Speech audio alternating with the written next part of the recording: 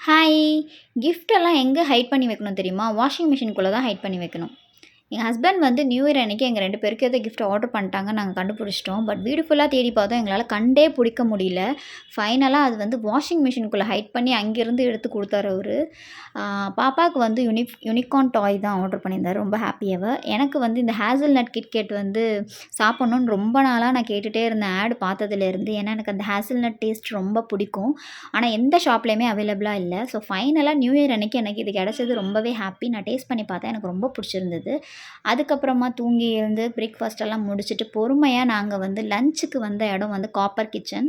So sister in law ஃபேமிலியும் வந்திருந்தாங்க எங்க வீட்டுக்கு. ஸோ நாங்கலாம் சேர்ந்து தான் வந்து லஞ்சுக்கு போயிருந்தோம். ஸோ குட்டீஸ் 2ம் பயங்கர ஹாப்பி நல்லா என்ஜாய் பண்ணாங்க. கூட்டமா தான் இருந்தது.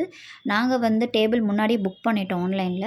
ஸோ அதனால வந்து நாங்க டைரக்ட்டா போயிட்டோம். எங்களுக்கு இந்த டேபிள் தான் அலோகேட் பண்ணியிருந்தாங்க. ஆம்பியன்ஸ் ரொம்ப நல்லா இருந்தது. இங்க ஃபுட் வந்து எப்பவுமே டேஸ்ட் நல்லாயிருக்கும். பட் வந்து கொஞ்சம் காஸ்ட்லியா இருக்கும்.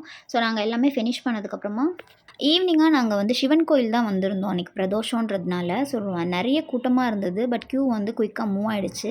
ஸோ நல்லபடியா சாமி பார்த்துட்டு, கும்பிட்டுட்டு ரொம்ப ஹாப்பியா எங்களுக்கு இந்த நியூ இயர் ஸ்டார்ட் ஆச்சு. யாருக்கெல்லாம் இந்த நியூ இயர்ல கிஃப்ட் கிடைச்சதுன்னு கமெண்ட்ல சொல்லுங்க. பாய்.